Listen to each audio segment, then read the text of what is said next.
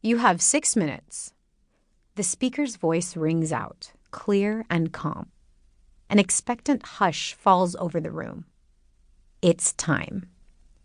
TJ Powar takes a measured breath and rises from her desk. Although she's done this countless times, she still gets a huge adrenaline rush right before starting her speech. It's a good thing. It focuses her, gives her a sharper edge. The downside is it also makes her palms so sweaty she has to keep a death grip on her cue cards. She really should have wiped her hands on her slacks before standing. But it's too late now. She grips the cards a little harder and surveys her captive audience. In her peripheral vision, she can see her opponents, one of Whitewater's senior teams, across the floor, their legs stretched out under cramped desks. Facing the debaters in equally cramped desks are the 3 older judges and the timekeeper, a half-asleep 9th grader who probably got roped into the job. And, of course, the speaker, a parent volunteer now staring out the window, having clearly zoned out the minute he finished his spiel. This is it. One of the defining moments of her debating career, happening right now in a musty high school English classroom. To her right, her debate partner, Simran, coughs. Her subtle way of telling TJ to get a move on and stop basking in the weight of the moment. TJ clears her throat. Honorable judges, worthy opponents. She injects just a slight amount of derision into that last bit. Not enough that the judges would notice, but enough that her unworthy opponents might. And assembled guests. We of side affirmative are debating in favor of the resolution before us today. Be it resolved that life today is better than it will be in 100 years' time.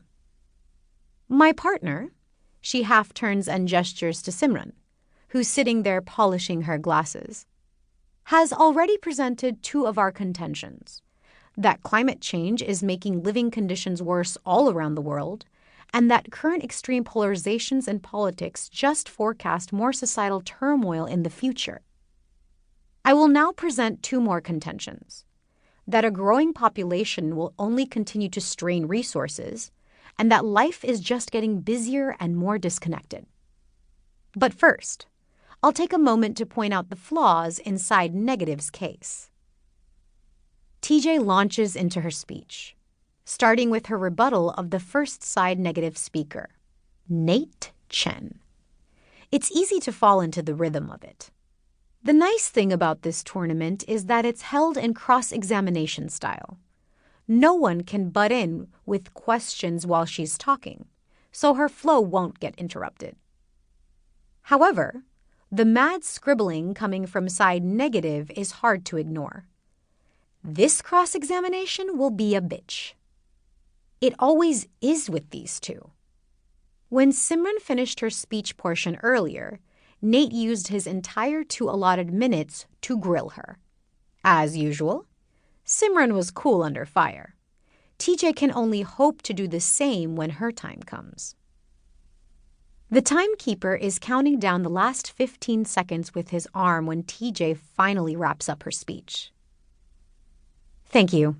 I now stand for cross-examination, she says, grimly. And the second speaker for side negative stands, buttoning up his suit jacket as he rises. Thank you for your most interesting speech, Charlie Rosenkrantz says, his voice dripping with condescension, like always. However, I do have a few questions. Of course he does. TJ fashions her face into a blank slate. There was some talk about how life will become more disconnected in the future, but you didn't provide a specific reason for this. He pauses. TJ arches a brow. I didn't hear a question. Of course, Charlie says smoothly. Because I wasn't done yet. Could you explain how we would become more disconnected in an age when I can FaceTime someone across the world at a moment's notice, when educators can teach anyone anywhere, and people can access medical care in even the most remote areas.